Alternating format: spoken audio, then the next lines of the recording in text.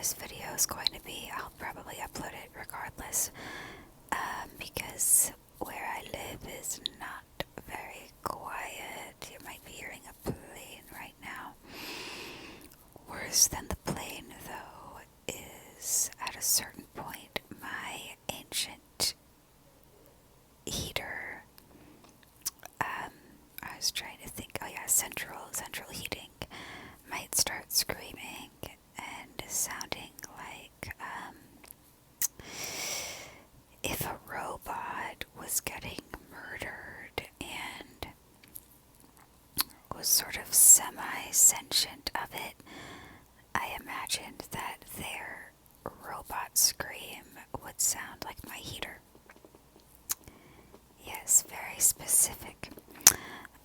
Other things that might happen are that you may hear a child crying, or you may hear a domestic dispute. Anything's possible. So, let's go on this adventure together, and we'll see what happens. I actually don't mind it. Normally, silence kind of creeps me out. Okay, so I have another book. You'll probably find out soon that I like books. Maybe you already know at this point. First, we can all acknowledge that one of my fingers is not painted anymore. And I'm sorry if it disturbs you. Okay. So this is a book that I enjoy, but I never really take it out because it's not exactly something I need to reference all the time. It's not a novel either. It's called The Secret Lives of Color by Cassia St. Clair, and I think that is a really great name. And it was published by Penguins, you know it's legit. Alright, so these are some colors, and basically, this book, ew, I'm a filthy animal, okay. Oh my gosh, more dust. Oh, I'm sorry. Everyone, click away from this video. This is humiliating. Okay. Oh, okay, we're done. So, this book is sort of about history and stories around certain colors. And here's a nice quote from those romantic mid-1800 times. The purest and most thoughtful minds are those which love color the most. John Ruskin, The Stones of Venice. Okay. Oh, interesting. Okay. I like Penguin gives a little description of why copyright is a good thing. Okay, we get it. This is very satisfying to me. Okay, so something you should know about me, I guess, is that I love color. It's kind of an obsession, and it's for a couple different reasons.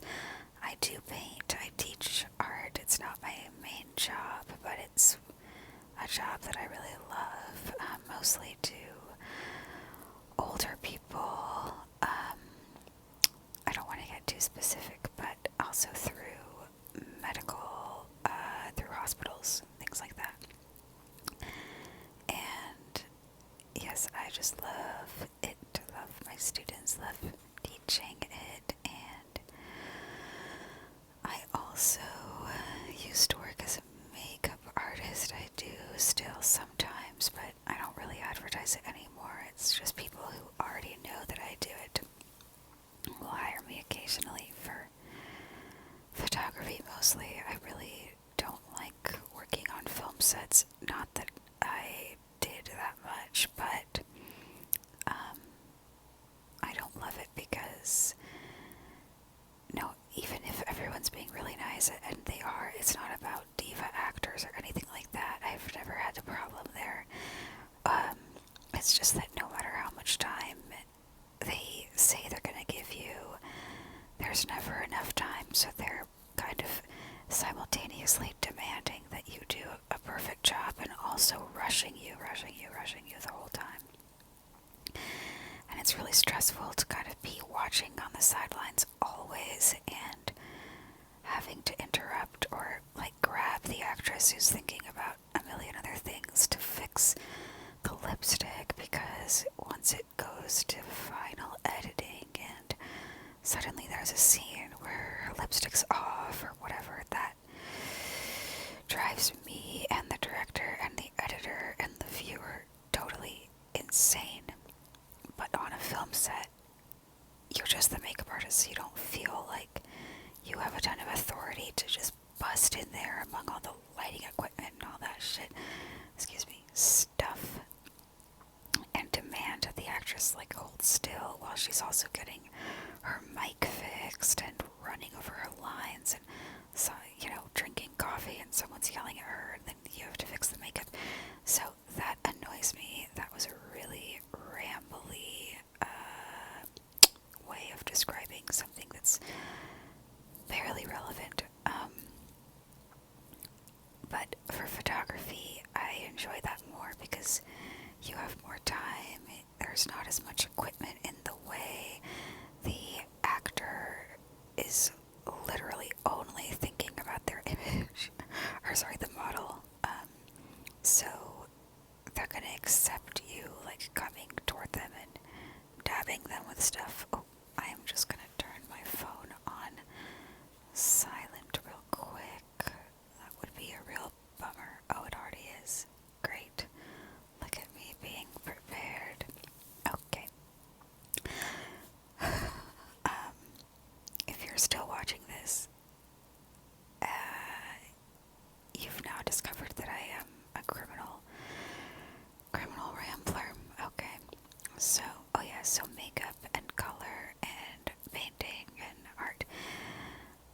When I do makeup, I am really interested in undertones and what flatters different, coloring and combinations. And when I paint, I am really, really obsessed with undertones as well. And how to deepen color and how to bring certain things out. And anyway, I just love it. It's purely aesthetic, but I just think that color is poetry and I love it. So, I'm kind of weirdly competitive about it too. Like, you'd think, what is there to compete about with color? But I will fight people about what color something is, and I get like weirdly emotional and people look at me sideways, but whatever. It's just like sometimes it's clearly not teal, whatever. It's clearly I'm about to make fun of myself. We're not going there. Everyone makes fun of people that get way too specific about color, but whatever, I can take it. I'm not giving up my standard of accuracy when describing. My father and I once almost came to blows. He's also a painter, but he forgets things a lot. So we were looking at this, yellow green, and he was calling it, or no, we were talking about what chartreuse was. And he thought it was turquoise, and I had to tell him that unfortunately, though I loved him so much, I was gonna have to be emancipated. Okay.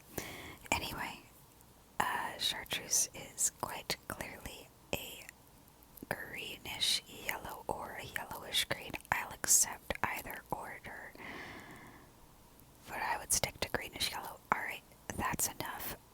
You now know that I'm totally insane. Let's pick a color to get further into. I don't want to read in order because some of these I just don't care about as much as the others. I'm sorry.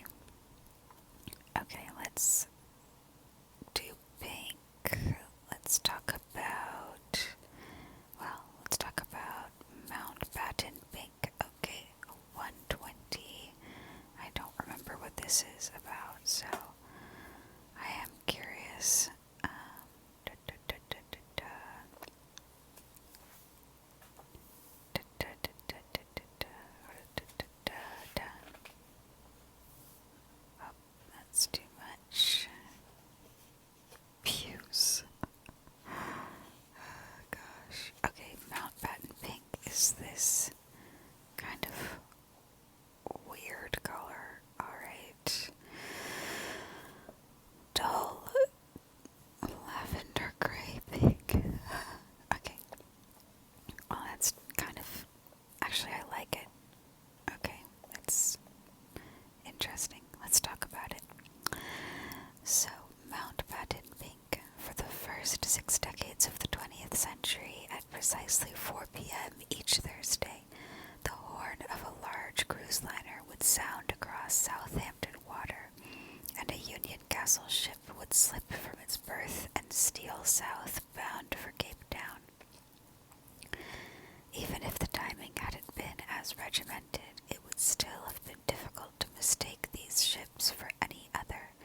They had scarlet funnels trimmed at the top with a stripe of black. Their upper decks were gleaming white, while their hulls were an indeterminate, dull lavender gray pink shade. It was a feature their poster advertisements made much of. Those proud pinkish hulls slicing through blue waves, with sunlit landscapes visible in the background. It was probably not such jaunty images, though, that preoccupied the mind of Lord Mountbatten. That is the most posh name I have ever heard.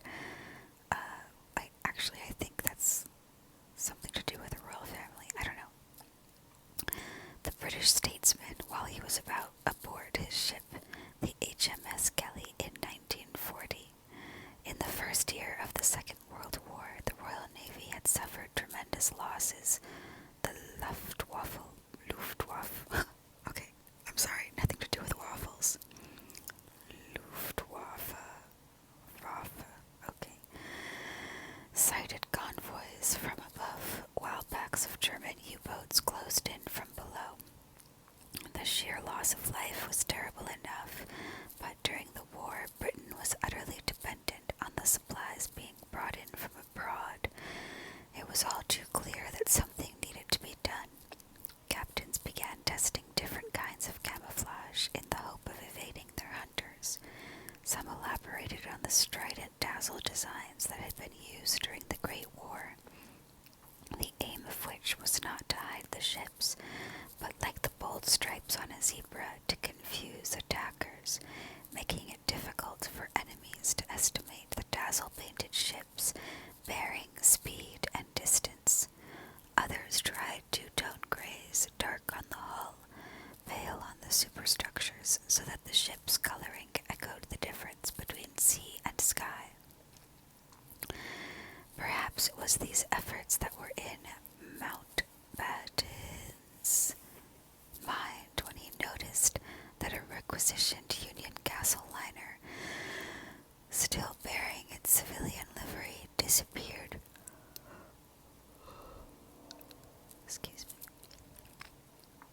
Disappeared into the gloaming well before the other ships in the convoy.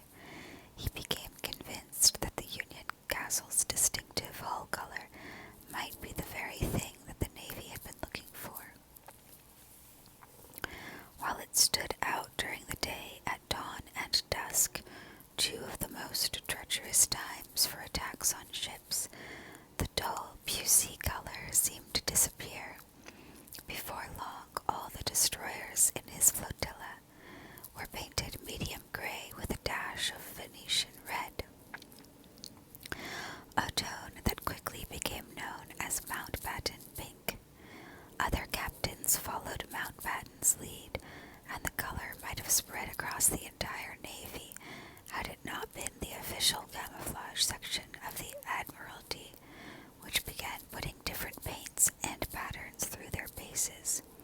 Ships were soon being painted original camouflage colors, a subdued gray and blue version of the dazzle design. That's boring. They should have stuck with the pink. Okay.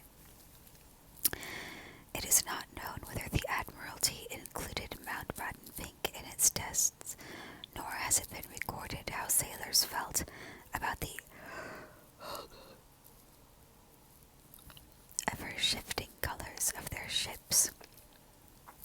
We do know, though, that just at the time Mountbatten pink was being phased out in 1942, many had become convinced of its effectiveness. One story in particular is still remembered in favor of Mountbatten pink's miraculous powers of concealment. In the final months of 1941, HMS Kenya, nicknamed the Pink Lady after her paint job, came under heavy fire just off Vauxhall Island near the Norwegian coast. Although strafed by two large guns for minutes on end, she escaped with only cosmetic damage and no casualties. Proof, or so it seemed, that this particular shade of pink was the very thing the Navy had been searching for. Alright, I didn't know it was going to be such a badass background to pink. Okay, I kind of want to flip through, but I also... let's see. Alright, we'll flip through a bit. Now, I love every color almost equally, but I am going to go to my favorite range of colors, which are these sort of blue colors that are sort of neither here nor there. I don't know if the camera's picking these up accurately. I'm gonna guess not. Let's look at these categories. I like Egyptian blue. Let's go to Egyptian blue. This is making it come out a lot. Oh, let's just talk about blue as a whole first. I think this is making it a lot more yellow than it is. Okay, blue. During the 1920s, the Catalan artist Joan Miró produced a group of paintings that were radically different from anything he had done before. One of his Peinture Poésie, a large canvas created in 1925, remains almost completely blank. In the top left-hand corner, the word photo is rendered in elegant, swirling calligraphy. Over on the right, there is a popcorn-shaped tub of forget-me-not colored paint, and underneath the words in neat, unassuming letters. Ceci est la couleur de mes rêves. This is the color of my dreams.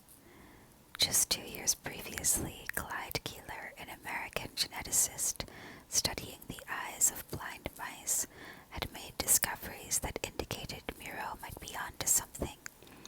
Inexplicably, although the mice completely lacked the photoreceptors that enable mammals to perceive light, their pupils still contracted in response to it. It would be 3/4 of a century before the link was definitively proven. Everyone, even the non-sighted, possesses a special receptor that senses blue light.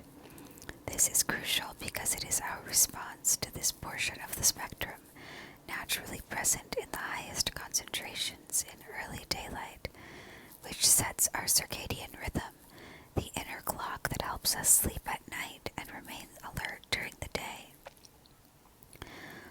One problem is our modern world, filled as it is with spot-lit rooms and backlit smartphones, overloads us with blue light at odd hours of the day, which has negative effects on our sleep patterns. In 2005, American adults reported getting an average of 6.9 hours of sleep on a work night. 150 years ago, it was between 8 and 9 hours.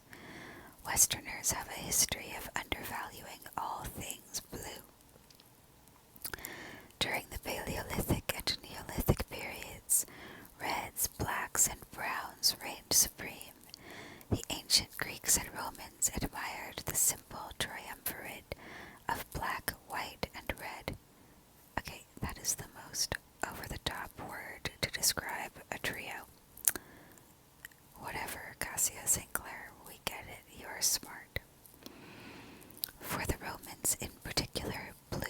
was associated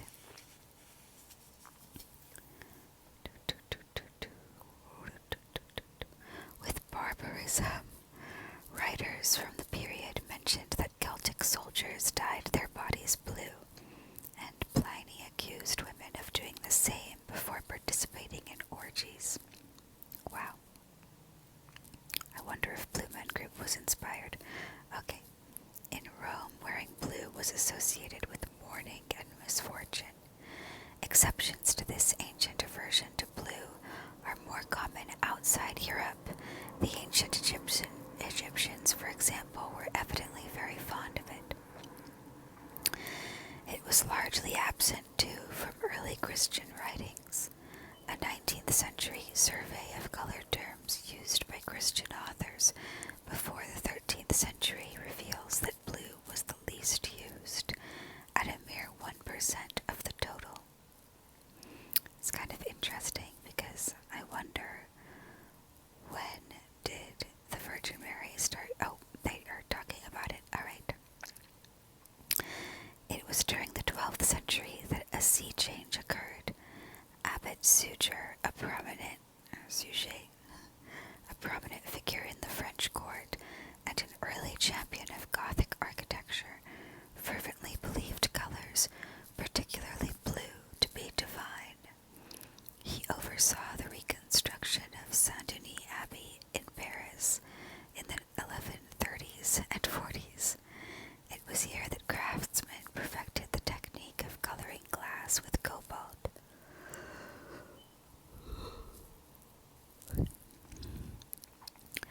To create the famous ink blue windows that they took with them to the cathedrals at Chartres and Le Mans. At around the same time, the Virgin was increasingly depicted wearing bright blue robes.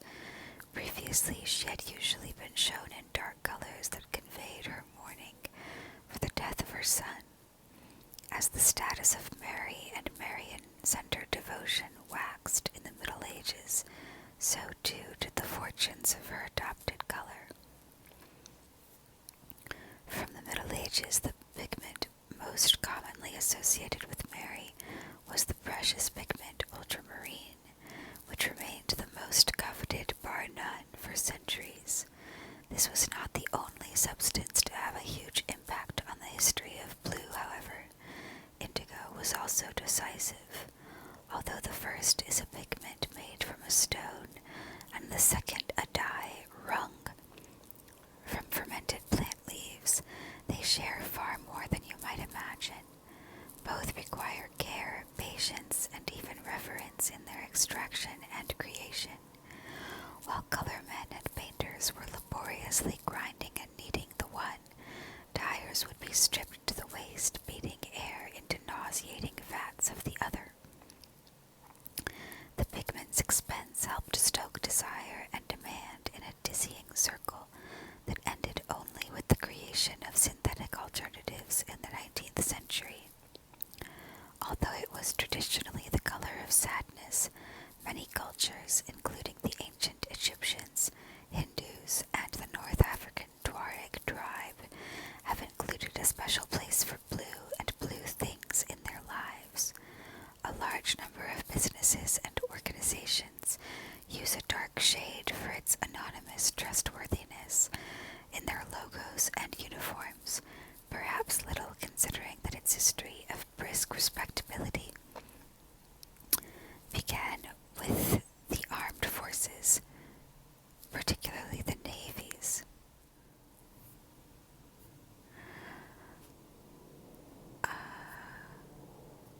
Okay, I had an interruption, and I hope I can combine these videos later.